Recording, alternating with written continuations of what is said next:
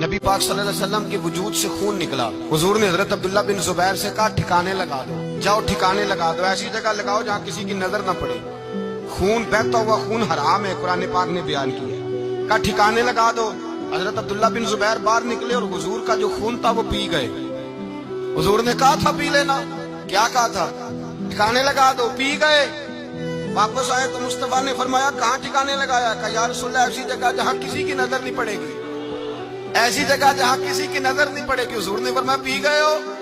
کہا حضور پی گیا ہوں. فرمایا جاؤ، نبی کا وعدہ ہے تمہارے وجود کو جہنم کی آگ چھوئے گی بھی نہیں. ایک دن حضرت عمر فاروق جناب ابو بکر صدیق سے ملنے آئے.